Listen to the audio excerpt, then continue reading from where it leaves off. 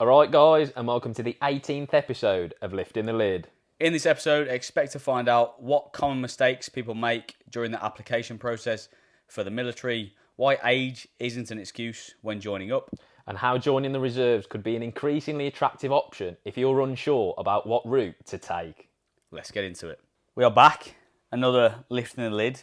We're going to cover today some kind of common mistakes throughout the joining process for the military. So we've talked a lot really about obviously the physical preparation side because that's obviously my vocation. And we're now going to cover mistakes you can make in the joining process that aren't physical or aren't phys related, because there are so many you can make from a fucking physical standpoint, but there are also a lot you can make from a non-phys standpoint. So Yeah, like a psychological or like a mentality perspective. Yeah, exactly that. So we're going to have a look at that today. Is there any housekeeping? I don't think so. It's probably going to be quite a concise episode because we've only got an hour to play with anyway, and also we think that the mics might die at some point. So could be a two-parter. Yeah, it could be. But anyway, for your listening pleasure, that just means that we're not going to, waffle on, which is good. Yeah, it might keep us concise, which is always good. Should we get straight into it? Yeah, so we've got 4 basically, haven't we? And they're all kind of interlinked, but they stand on their own 2 feet as well. Yeah. So we're going to get started. It's a thing I always get asked, really, from both ends of the spectrum, but talking around age when you're joining the military, and obviously for me it's always around the Marines. Am I too young to join? Am I too old to join? Is X age, insert age, is that too old? Is this too young? And it's just I think it's a really common, limiting belief that people have when they're looking at the process, maybe they're watching fucking documentaries, whatever, and they're maybe north of 26, for example. Yeah, I think that seems to be quite a popular, cut-off age that people have in their mind for whatever reason. I don't know why people have landed on the number 26. Yeah, I don't know. But it always seems to be if you're north of 26, you're too old. Yeah, so over 26 and under 18 seems to be the two extenuating brackets that people go into, that they're like, okay, well, I can't join because I'm X age. Obviously, the underlying factor here is it's all really, really subjective, and it depends on the individual. It's all context, isn't it? Yeah. Because you can get some absolute sacks who are 18. Yeah. Equally, you can have people that are in their mid-30s and they'd smoke. Yeah, Most, exactly. Teenagers across the board, with all. Yeah, and not just from a physical standpoint either. Maturity comes into it, and actual lifestyle circumstances come into it as well. So the age thing, when they're going, am I too old to join? There's a lot to consider when you're 28, 30 years old, because you've probably got an income, you've probably maybe got a family, maybe got a spouse to think about. So there's a lot more variables to up in sticks and taking a massive career change. That career change probably comes with a pay cut, definitely comes with a lot of time away. So there's a lot of things that you have to think about before you actually make that jump versus an 18 to 24-year-old who maybe doesn't have any commitments. Yeah, there's positives. There's positives and negatives, isn't there? Because we were talking about this the other day with your mate who rejoined the Corps, saying that now he's kind of smashing it because he got that perspective of what it's like to live as a civilian, so to speak, and have a civilian job. So it's a case of the grass isn't always green. And he realised he left, realised that there was some kind of really positive aspects of being in that he enjoyed. Now he's gone back. He doesn't take them for granted anymore. He appreciates them more, yeah. So exactly. So if you've got a little bit of life experience somewhat, and you have worked a proper job full time, there are definite benefits in the military that you'll find, more freedom of time, lots more chilled out in certain areas. You're working with your friends, all those kinds of things that come into being in the military. Obviously, you get to travel for free and all that sort of stuff. That you would be more grateful for because you've had the perspective of the opposite. Whereas a 18-year-old going in who hasn't had that experience is like, oh well, this is just normal. Yeah, and if you've just come out of school and you're basically institutionalised by education and you go straight into the military, there's a lot of overlap there. Yes. Between you're just used to being around your mates all the time. Yeah. So that's it's just a continuation really, and then it's an extension, but now you just get paid for it. Yeah, exactly. So you take it for granted, but then if you go into a civilian job, you're basically forced to work with people you don't necessarily like, doing random shit, you don't care about. Yeah. Yeah. So there's definitely a disparity there between your lived experience and where you're going to be going. Obviously, the main difference with the example you used there, where he was looking at it from like unit life. So comparing unit life before he left, and then unit to kind of the civilian world. Whereas if you were to just be in a civvy job and then go into training, it's a lot different because training's different. Yeah, training's busier, that's true. and you know, you're getting less sleep and you're probably getting treated like shit. So there can actually be for a period of time a dip in, like a disadvantage there, because you're going from this job where maybe you're a manager and you've got authority and you've got all this sort of stuff and you've got a little bit of work-life balance, to then go into a training environment where you're bottom of the pile, you've got no free time, you've got, you know, all this kind of, you're being dictated to everywhere, and you're on the same level as people who are like 10 years younger than you. It could definitely play in your head. So it's different in that respect. But if you were to wait it out until you got to unit, then you'd be okay. But maybe that's just a little bit of a realization as well. Sometimes, like thinking, and if you're currently in training, there's some people listening who are, so like thinking that training is the job, and it's definitely not. You know, if you're thinking about, like, if you're in the midst of like week 15 of training, you think, fucking hell, can't do this for 22 years. Well, it's not designed for that. It's designed to put you in a position where you then have perspective over hardship and challenge. So then when you do get faced with that later on down the line, you can use it as a measuring stick. But it's not the same lived experience in both camps.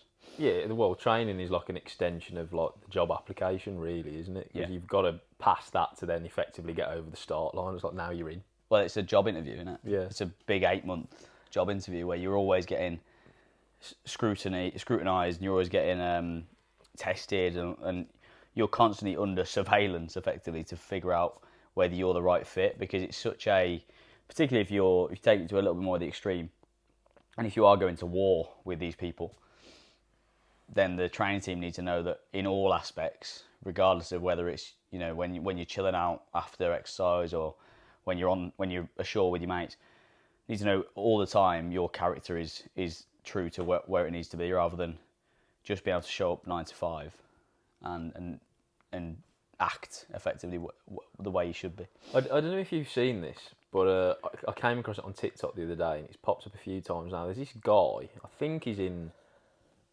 the Marines or he's in basic training, and he puts like carousels on TikTok, thoughts of like his locker or whatever. Right. And his whole shtick is that he's trying to get people to follow him on Snapchat so he can give them like admin tips and shit. Mad. I don't know what his angle is. Like, is it a business, or like does he just really like Snapchat? Like, it's a bit confusing. Snapchat pays quite well as a creator. Oh, does it? Yeah, really well. So it's like the best one. So maybe if you have loads of followers clicking through, because there's shitloads of ads. So maybe that's what it is. Right, okay, yeah. Maybe that's what it is. I just hadn't seen anything like that before. It took me a bit by surprise. But fair play, he sounds quite savvy, so... I don't know what his fucking actual kind of like uniform admin. It could be toilet, but... It could be terrible, yeah. But he's just trying to get people on Snapchat, really. It's probably in Hunter, just with too much time on his hands. Yeah. That's hilarious. I haven't seen that. You have to send me it. Yeah, well, if it pops up again. Well, yeah, so speaking of time, then, we might as well talk about like the actual recruitment process. Yes. And how it can often be quite prolonged. Yeah. So this was another point, you know, managing expectations around the duration of this process, from like sending applications off to getting into training or even through training, can be a quite lengthy process. And oftentimes people lose interest or lose motivation or whatever because it's like 9 months, and fair enough, you know, you're getting, if you're 3 months between contact points in terms of the way it's a long time. That's the way it can go now as well, with the way that the recruitment is. Like, it's not slick or streamlined process, especially during that medical point. Yeah, I mean, yeah, and if at any point there's kind of like a bump in the road or anything, that just makes it even longer. Yeah. Like best case scenario, it's going to take, you know, like a lot. 6 to 9 months. 6 to 9 months. So then if there's any complications, you know, potentially through no fault of your own, then it's going to be even longer. And this is why I always push being as prepared as you can be for every part that you can control or can have influence over. So the medical, you can't really fucking do anything about. The actual speed of it, you can't do anything about. But the aptitude assessment, the interview, the fitness stuff, all of those things you can endeavour to pass first time and therefore compress that time over 6 months or whatever, rather than it being long anyway. Then you show up unprepared, fail your interview, and you've added another 4 weeks on. Yeah. It's like that's just an easy win that you can do to speed up. In your experience, what do people joining, kind of like lads and girls, have the most issue with? Like, which stage of the recruitment process? Always the medical. Because there's just so many uncertainties, I guess, that can get thrown up. Yeah, and from just an admin perspective, because it's essentially, I think with the Navy, I'll probably get this wrong, but the Navy have to communicate with your GP. Yeah. And there's always a gap there. There's always some paperwork that gets lost or fucking whatever it is. And so that just ends up really, really long. Again, if there's, like, because the scrutiny on the medical side is so strict, like, if there's any doubts or concerns around having asthma or whatever, then that can get appealed or can get pushed. And yeah, well, if there's anything slows at all, everything down.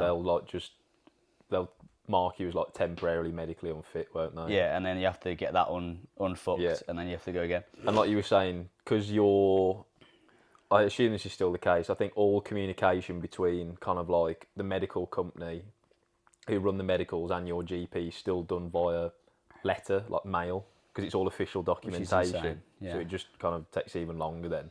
Yeah, I mean, it can be anywhere like 2 to 3 months. I've had loads of people that I've been coaching that have been in this state of flux for a few months in the medical. This is for them. Years in some cases. In some cases, this is for the Marines, and that's like, I guess, the Navy on that side, and being super slow, and they end up just getting disenfranchised and go, well, I'm going to go join the Paras. It's happened 3 times actually with people, and they've transitioned, tried to join the Paras, and the Paras have been super fast. Yeah. And really responsive, so they've just fucking gone. That's interesting. From the Marines' point of view, they've lost a couple blokes and give them over to the Paras there. To the enemy. Just because of poor admin. Well, the Marines are super undermanned. Yeah. And so they need that manpower. Yeah, I mean, it's hard not to get drawn into the politics of kind of military recruitment if you're going through the process. Because you would be frustrated naturally, and you probably would question whether it's worth joining. Yeah. You know, it's only natural. I don't think you shouldn't kick yourself if you start having doubts, because it's a long time. Yeah. So like you are kind of, you do end up asking questions. Well, how can I hear so much in the news about like where no one wants to join the armed forces anymore? You think they just have a fucking revolving door welcoming people? Yeah. Yeah, and like you're there really keen, good to go, and they're not letting you in. So I think the best thing, action steps. Don't take it personally. Yeah. First. Don't think that your recruiter's got it in for you. Well, you might. He might. Oh, you think you're... What do you ask yourself? Am I bellend? Yeah, because if he thinks you're belling, he will slow it down. But no, the best thing I think you can do is remove any expectation and emotion around the actual speed of the process. Just try and detach, especially if you're in the medical portion. Almost forget it's going on, like have it passively kind of running in the background. Make sure that you've got some sort of stable income and job that you're sinking into, because a lot of people are in a little bit of a state of flux because they've got no fucking job because they've left because they think it's going to be quicker. We'll get into that in a second. But so have something that you can stably go to every day that takes your mind off it. From a fitness standpoint, because you need to keep that at a high level, sign up for something that's going to give you some impetus. High rocks, 10k, something like that.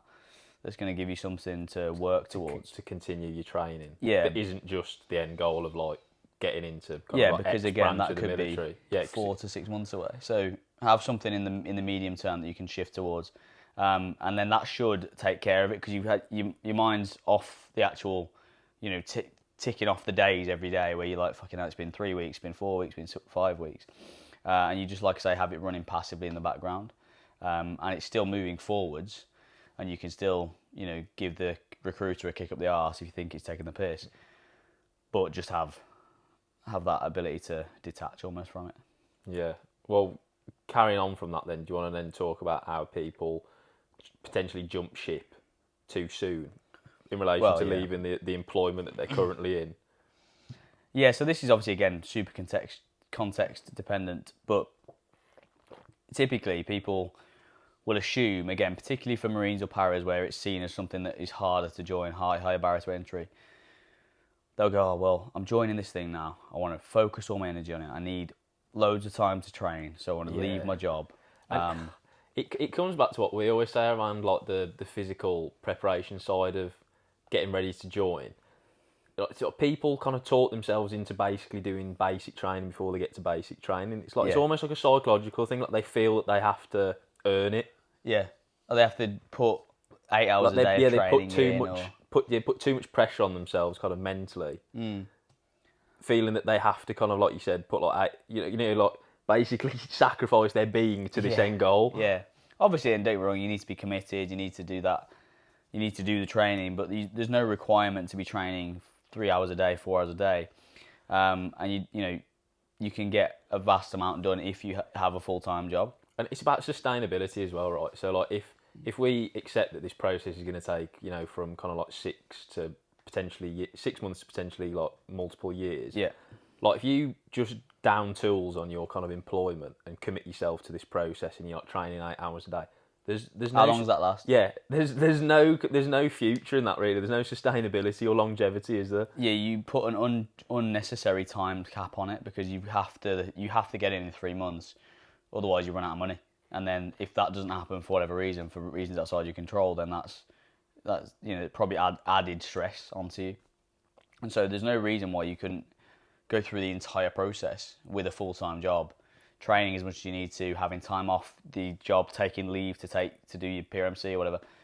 That's fine. And unless you're in like a management position or like a middle management position, the chances are your notice period at work is only going to be a couple of weeks anyway. Yeah, so you can feasibly get your date you can to start. Work all the way up to like a few weeks before basic training. And the most successful people that I deal with who go into training in a good space, mentally and physically, are people who work all the way up to it. Again, for that reason, probably it takes your mind off things a little bit. Yeah, you can focus on something else, and you're not stressed throughout the process of fucking bringing money in. Yeah, bringing money, and then also like you're not going to get a date for basic training that's kind of like less than a couple of weeks' notice. No. So you get an option for that anyway. Yeah, so you can hand your notice in. Then if you do want like a bit of a buffer period between going from kind of paid employment into training, just to have a bit of a holiday almost. Yeah. And you can still do that. Yeah, exactly. And it puts you in the driver's seat again rather than just being at the whim of almost the recruiter because you've got nothing to fall back on. Do you think this happens with younger applicants as well? So like potentially people that have never been in paid employment, but they basically pass up the chance to get some form of like education or like vocation under their belt before joining. Yeah. Yeah, because you did your public service BTEC, didn't you, before you actually went in? Yeah, and I was working as well. And you were working, but there's a lot of lads, and again, I think it's this same mentality of like you need to like prove that you're worthy of it. Yeah. So they're like, I don't need to focus on anything else. It's just no distractions. Yeah, and then before you know it, you've got like aspiring Royal Marine Commando in your bio on Instagram. Yeah, and your fucking profile picture's a green lid. Yeah. And either of those things, by the way, if you are listening, go and change those things right now. Because I've not gone through the process, but if I was working at Lympstone, on the training staff, and I had there was a sprog. And I was made aware of the fact that for about a year before they rocked up at Lympstone, they had a green lid as their profile picture. I'd do everything within my power to make them leave through the front gate. Even when you've passed out, when you're a Marine, you don't have your green lid as your profile picture. Yeah. So that's just not the thing. So having it certainly before you even earned it is fucking mental. So if you have got that, I've seen it fucking many times. Oh, I've seen it quite a lot as well. Just go and change it now. And I love the enthusiasm, but just channel it in the right avenues. Yeah, and you don't need this fucking like, I don't know what the word would be, but like this lock-in mentality where you don't need any distractions and you're gonna it's like this do training and you're gonna fucking do navigation, you're gonna go and do survival and all this sort of stuff. You're doing basic training before you get there. It's fucking insane. Like, going and doing these, like, going and sitting around a campfire with all these fucking old men. Like, what's going on? Old men who still wear their green lid. Yeah, exactly, yeah. Or like paying someone to waterboard you. That's another one. Yeah, right? that's a new one, that. But, You just showed me that. yeah, you can now that's pay absolutely someone wild. to break the Geneva Convention for you, which is good. Yeah. And on the, you know, like I said this morning, if your quote unquote coach is brashing up fucking Jeeps and Land Rovers, yeah. then it's probably not the kind of coach you want. So the point is, focus on the foundational aspects of training, because a lot of times those things are like smoke and mirrors for pun intended, like smoke and mirrors for your preparation, because it's not really getting you anything.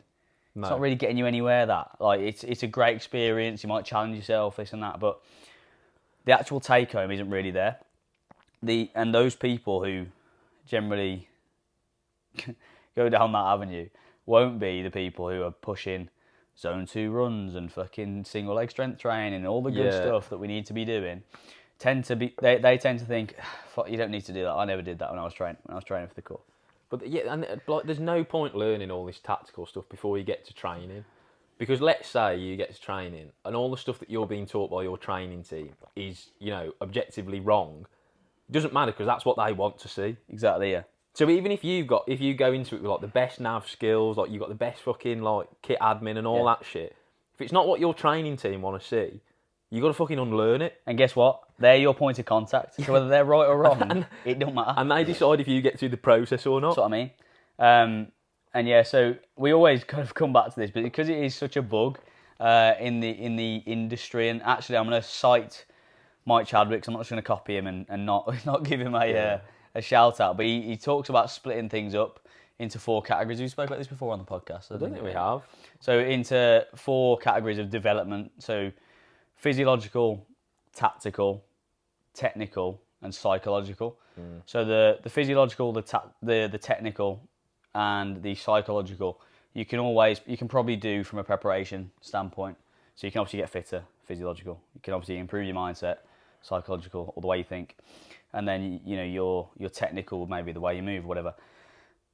The tactical element, that 4th piece, is something you shouldn't touch until you get there. Yeah.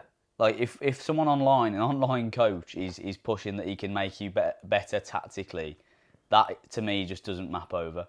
And yeah, again, regardless of whether they are maybe teaching you the right things or whatever, fact of the matter is they're not current in that doctrine.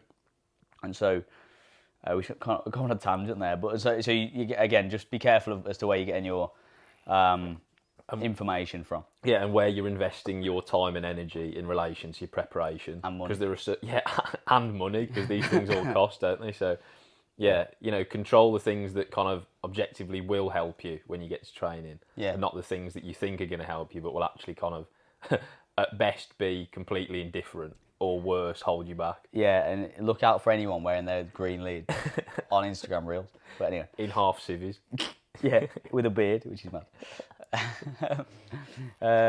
Yeah, so to come full circle with that. Another tangent. That's good. Wait till the next episode. I've got some great curveballs for you. So, yeah, essentially staying in either part or full-time employment is absolutely fine. You don't need to be leaving and going full lock-in mode. If you think about some of the fittest people I know, all have full-time jobs. Yeah, you can train around it. It doesn't make a difference.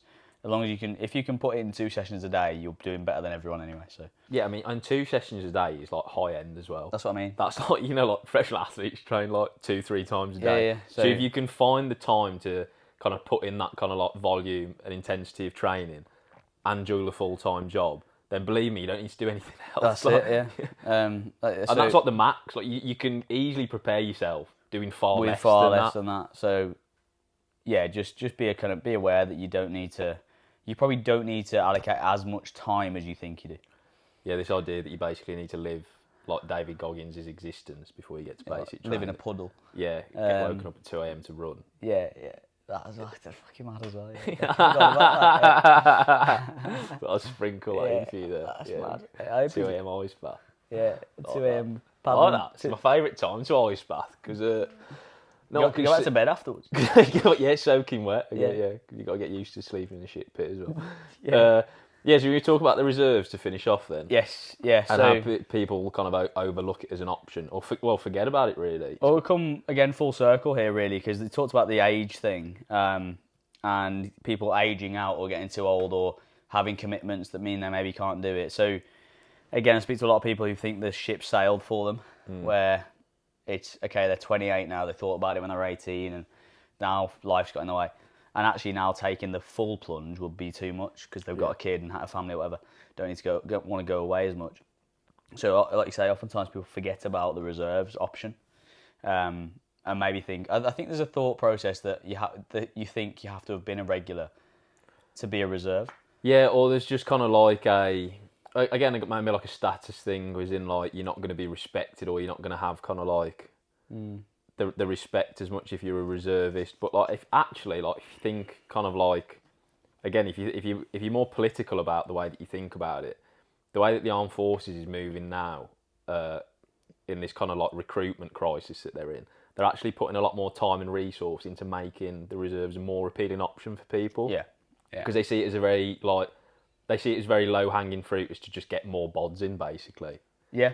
So in the past, when I guess before it was even the reserves, when it was like the TA or something, it was a bit kind of like Dad's Army-esque. Yeah, it was. But now there's a much more kind of like concerted effort to kind of like integrate reserves with like full-time units, and they're going on like operational tours and stuff. Yeah. There's basically a lot more thought going into how can we actually make the reserves A, more appealing from a recruitment perspective, but also B, utilise them better in the armed forces, as opposed to just being Dad's Army basically.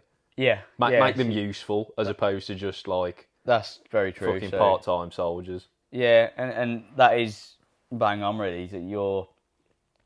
That they've definitely put more investment into it in the last couple of years, I think, and now it is a viable option if you want to go and do that. And it's good because it gives you a window into what it's kind of like.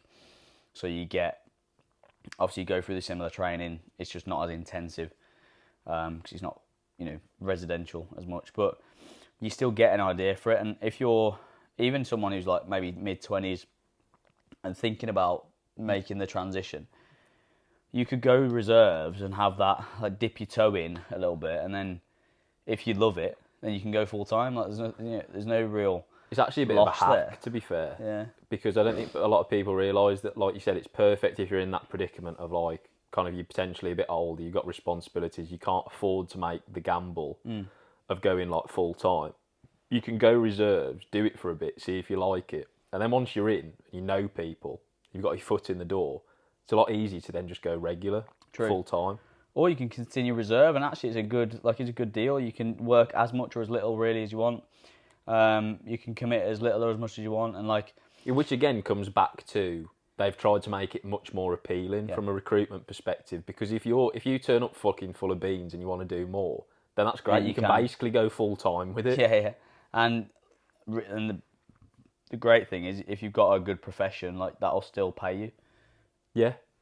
And also, it depends on your employer or whether you're self-employed, but kind of legally, your employer isn't supposed to interfere with allowing you to go away for like your 2 weeks kind of like training package a year and stuff like that, because they're supposed to be compensated by the MOD, I think. Not sure entirely how it works, but basically your employer shouldn't actually be able to give you any flack for being in the reserves. No, they don't. They should be encouraging you to do it, and then financially they're kind of like subsidised by the MOD. I think that's how it works. I'm not sure the kind of the actual legal technicalities of it, but I think that's how it works. Yeah, and the reserve option actually, to me anyway, I've always thought about this, but it presents a different challenge from like a preparation standpoint. We said we won't talk about physical prep, but I'm going to do a little bit.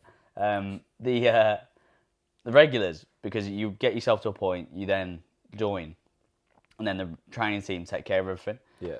In my opinion, sometimes, especially for like paras or marines, like if you've got to be really high level, and say you've got P company to do at the end or the commando test, you have to get yourself from the point of joining to commando test fit on your own almost, because Yeah. you get exposed to the training weekends every other weekend or every weekend, but that's not enough to drive adaptation. So you have to figure out how to navigate the week to week to get yourself to that point, because the training team don't do it for you. Yeah, it's a weird one. I know like kind of like going Royal Marine Reserve is quite an extreme example, but like say if you were joining like a regular army infantry unit, or like, I don't know, like a RAF reserve unit, you are then responsible for your own fitness. It's not like being a full-time regular where you'll have like a PTI on your back if you're a SAC, basically, like because you still have to do like your annual fitness test. Yes, you have to keep on it. And like the only exposure you really have to the institution or kind of like your PTI or whatever is probably like once a month, a couple of times a month, if that. So they can't keep tabs on you. No.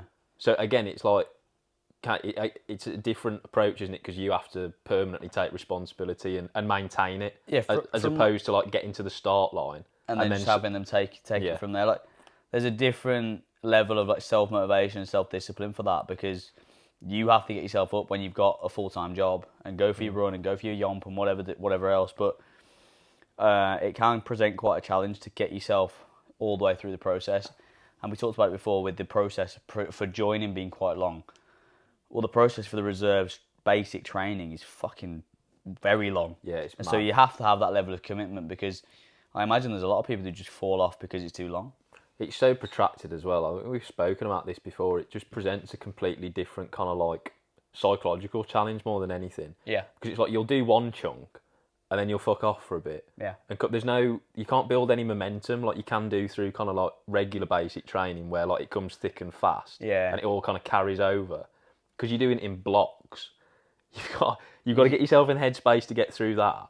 And then you've got to like navigate civilian life again. Yeah, and then like really further down the line, you've got to get back into like to kind of context switch each time. Yeah, it must be very draining. I imagine it's a really draining process, but like so the kind of I guess take home from that would be just have the, if you are going to go reserve, certainly, well any service really, just have the awareness that you're going to have to bear the brunt of a lot of that preparation. So getting a coach will be a good idea. Yeah. There'd be a shameless plug, but there's been loads of guys who've gone through our process with the reserve option, because it is just so difficult to do yourself. Yeah, but don't overlook the reserves. As I say, play smart, play the game. Yeah. The armed forces and the MOD are trying to make the reserves a more viable and appealing option to people moving forward. So it's probably a good time. Yeah, to get in on it, basically. Yeah, I mean, I think moving forward strategically, they see the reserves as a good way to maintain kind of like manning. Yeah, a good way to kind of maintain manpower without actually having to kind of. I guess it's a bit like stat padding, because it's like you can say you've got X amount of kind of like, but you haven't got to house them or even pay them as much. Or exactly. Yeah. So probably financially it will be more lucrative in the future. Probably like if you kind of trying to like gamble on where like the MOD is going to try and take the military in we'll talk about this in the next episode, but yeah, I'd imagine so, but it's definitely like I say, a really good option, and the military is a game and you've just got to play it. It's like anything really. It's just getting, for you as an individual, what's the best situation you can create for yourself, and sometimes that's going to be reserved, sometimes it's not, and don't worry about the fucking whether the regulars are going to respect you as much or whatever it is. Who gives a fuck? I want to talk about this actually, because obviously, again, I have no experience of this, but I've listened to enough interviews with ex-military personnel to know that no one has any respect for anyone, really. You know, and I don't mean that in kind of like a mean or a like derogatory way. Yeah. But there's always going to be kind of like banter and stick between different units. You know, even within kind of like the Royal Marines. Yeah, there's 40 and 4-5. And... yeah, there's going to be rivalries between kind of like down to the individual people. Yeah. So don't join a particular like specialisation or branch of the armed forces because you think you're going to kind of, it's going to garner kind of respect from other people. Because there'll always be someone who thinks you're a hat, basically. Yeah. Well, that comes down to the reasons for joining, actually. you know, you're having a genuine reason beyond just status. Yeah. That you actually want to go into that profession or that particular branch. Because if it is just, I want other people to look at me and think I'm a Marine, That then you'll still not... get abuse from someone. Like realistically, let's say if you go in to the army and then you go, say if you even go SF, right, and you're kind of like effectively on paper the top of the tree. Someone who's ex-SF who served longer than you will still give you abuse because they were in longer. Or did you one more can't tour win. or did one whatever. You can't win, basically. So what you can take from that is you've just got, again, like what you said, you've just got to apply for the role and the job that fits you. Yeah, and especially if you're going reserve, because there's obviously some sort of circumstance outside of that that means you can't go regular. So there's going to be more things you have to consider from like a family perspective or commitment perspective. So starting a career for any other reason as to why it's the best thing for you is stupid. Yeah. What's that word they use in the army? Alley. Yeah. Yeah, don't join like a role because it's like alley. Yeah, that's you know what I mean? Join it because it fits your life, especially with the reserves as well. It fits your circumstances. Don't go for a role because you think it's Gucci. Yeah. But it means that like you now can't like see your kids, and you've got to like remortgage your house. You've got to move to Cornwall. Like don't do that. Yeah, because there's no longevity in that. It's the most sustainable way to be, is it? And you might have kind of gained the respect of your recruiter, who is at best indifferent towards you, but you've entirely derailed your life. And you've lost the respect of your missus. Yeah, so. And your kids, who you now can't see apart from every second weekend. Yeah.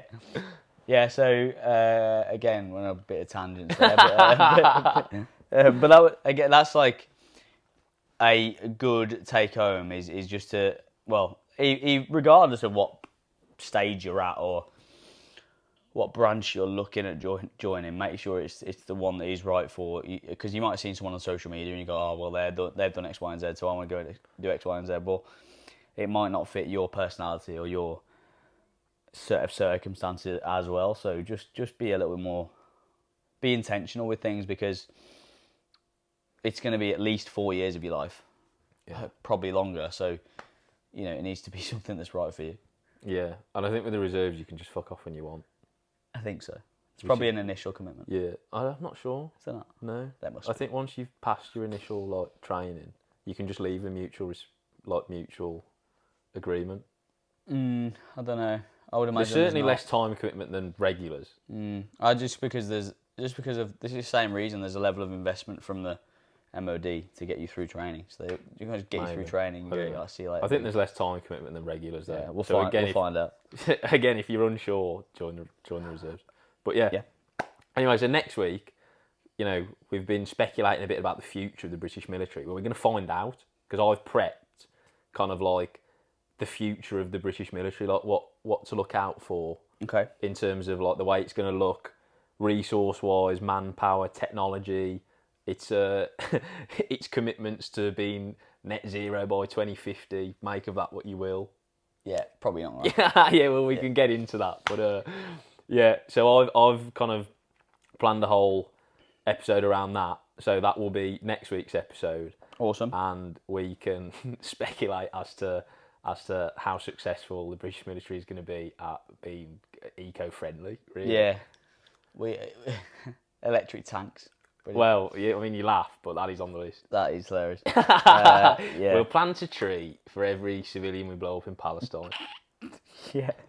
Well, a lot of tree. Carbon offsetting. Limb offsetting. Well, there's a lot of plant a fucking jungle there, basically. Yeah. One tree, one amputee. That's a good campaign, that. Yeah. Great. Well, get me in board. Get in marketing. Get in British. Yeah. One tree, one amputee. I was born in Blythe, but I was blown up in Palestine. There you go. Sold. Sign me up. I'm in. Yeah. Anyway, before Ed cancels himself, we're going to move on. But yeah, next week will be another Lift and Lib, right? Yeah, so we're going to do same thing. Yeah, so we're going to have a look at the future of the British military and the direction that it's heading in kind of its ability to project itself militarily into the future and into space, maybe. Maybe SpaceX.